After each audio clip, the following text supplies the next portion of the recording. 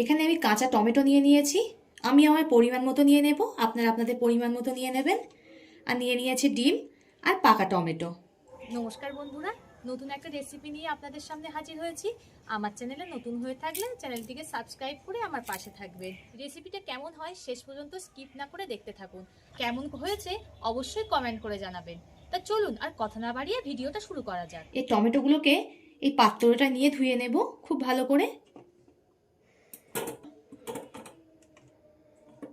Tomato কিন্তু কাটার পরে দেবো না, ভালো করে ধুয়ে নিয়েই তবেই কাটবো। আমি পরিষ্কার করে 2-3 বার জল পাল্টিয়ে ধুয়ে নেব। এবার টমেটোগুলোকে কেটে নেব। প্রথমে পিছন দিকটা এমন করে বাদ দিয়ে দেব, বোটার দিকটা।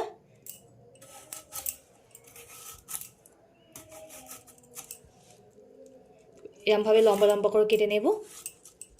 আমি বটিতে কাটছি, আপনারা চাইলে চাকুতেও কেটে নিতে পারেন। ঠিক এইভাবে টমেটোগুলোকে কেটে নেব। টমেটোগুলো ঠিক আমি এমন লম্বা লম্বা করে সব টমেটো কেটে নিয়েছি। এখানে একটা মাঝারি সাইজের আলু নিয়েছি। এবার আলুটার খোসাটা ছাড়িয়ে নেব। ঠিক এমনভাবে পিছন দিকটা একটু চাষলেই খোসাটা ছাড়িয়ে যাবে। নতুন আলুর খোসাটা খুব নরম হয় তো, ওই জন্যে চাষলেই উঠে যাচ্ছে। দেখুন কত সুন্দরভাবে খোলাটা ছাড়িয়ে গেছে। এবার আমি টমেটোর মতো লম্বা লম্বা করে কেটে নেব। দেখুন আমি লম্বা লম্বা করে কেটে নিচ্ছি। যেমন আমরা আলু ভাজা করি ঠিক তেমনভাবেই একটু মোটা মোটা করে কেটে নিয়েছি। টমেটো আর আলু আমার কাটা হয়ে গেছে। আমি শিলনোড়া নিয়ে নিয়েছি। এখানে চা চামচের 2 চামচ সর্ষে আছে, সাদা সর্ষে, সেটাকে বেটে নেব। আপনারা চাইলে মিক্সচারেও বেটে নিতে পারেন। এবার অল্প অল্প জল দিয়ে সুন্দর করে বেটে নেব।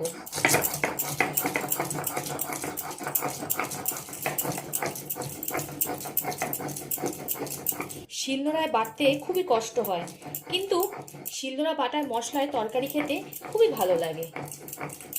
আমি একবার বেটে নিয়েছি, তাতেই কত সুন্দর মিহি হয়ে গেছে। আর একবার বেটে নেব, তাতে একেবারে পুরো মিহি হয়ে যাবে। অল্প অল্প করে জল দিয়ে বারে বারে বাটতে হবে। সর্ষেটা দেখুন আমার সব বাটা হয়ে গেছে আর কত সুন্দর মিহি হয়েছে। এবার সর্ষেটাকে এই বাটির মধ্যে তুলে নেব। আমি এই বাটিটাতে সব সর্ষে তুলে নিয়েছি। এদিকে আমি উনানের জালটা ধরিয়ে কড়াটা গরম হতে বসিয়ে দিয়েছি। কড়াটা গরম হয়ে গেছে। কড়ার মধ্যে দিয়ে দেব সর্ষের তেল। এই রান্নাটা সর্ষের তেলেই করবেন, তাহলে বেশি খেতে ভালো হবে। তেলটা গরম হয়ে গেছে। গরম তেলের মধ্যে দিয়ে দেব অল্প করে কালো জিরে ফোড়ন। ফোড়ন থেকে সুন্দর একটা মিষ্টি গন্ধ বেরালে কেটে রাখা আলুগুলো দিয়ে দেব। আলু খুব ভালো করে ভেজে নেব। আলু ভাজার পরে তারপরেই কিন্তু টমেটো দিতে হবে, কিন্তু আলুর সঙ্গে সঙ্গে যদি টমেটোটা দেওয়া হয় তাহলে আলু গলবে না। টমেটো একটা টক ভাবের জন্য আলুটা খুব ভালো করে ভেজে নেব। আলুটা খুব ভালো করে ভেজে নিয়েছি। এবার এতে দিয়ে দেব একটা বড় সাইজের পেঁয়াজ, এমন লম্বা লম্বা করে কেটে নিয়েছি, সেটাকে দিয়ে দেব। পেঁয়াজটা আলুর সঙ্গে একটু হালকা করে ভেজে নেব। আলুর সঙ্গে পেঁয়াজটা একটু হালকা করে ভেজে নিয়েছি। এবার এতে কেটে রাখা টমেটোগুলো দিয়ে দেব। বন্ধুরা, আপনারা কে কোথা থেকে দেখছেন কমেন্ট করে জানাবেন। আপনাদের সুন্দর সুন্দর কমেন্ট করতে আমার ভীষণই ভালো লাগে, আর আমাকে এইভাবেই সাপোর্ট করে যাবেন। আপনাদের সাপোর্ট না পেলে আমি কখনোই এগিয়ে যেতে পারবো না। এবার আলু আর কাঁচা টমেটো খুব ভালো করে ভেজে নেব। স্বাদ মতো দিয়ে দেব লবণ। লবণটা দেওয়ার ফলে টমেটোটা খুব তাড়াতাড়ি নরম হয়ে যাবে। আমি বারে বারে নেড়ে নেড়ে 2 মিনিট মতো ভেজে নিয়েছি। এবার এতে দিয়ে দেব একটা মাঝারি সাইজের পাকা টমেটো কুচি, একটা কাঁচা লঙ্কা। ঝালটা আপনারা স্বাদ মতো দেবেন। এই লঙ্কাটায় খুব ঝাল বলে আমি একখানাই লঙ্কা দিলাম। দিয়ে দেব পরিমাণ মতো হলুদ গুঁড়ো। আবারও ভালো করে কষিয়ে নেব। আমি সব কিছুই খুব ভালো করে কষিয়ে নিয়েছি। এবার কড়ার মাঝখানটা ঠিক এমন করে একটু ফাঁকা করে দেব। দিয়ে দেব সর্ষের তেল। এখানে একটা ডিম ফাটিয়ে নিয়েছি, সেটাকে দিয়ে দেবো তেলের মধ্যে। আমি এখানে একখানা ডিম দিলাম, আপনারা চাইলে 2-3টে যেমন পরিমাণ ডিম ব্যবহার করতে পারেন। এবার ডিমটাকে একটু হালকা করে ভেজে নেব। এবার ডিমটাকে মিশিয়ে নেব।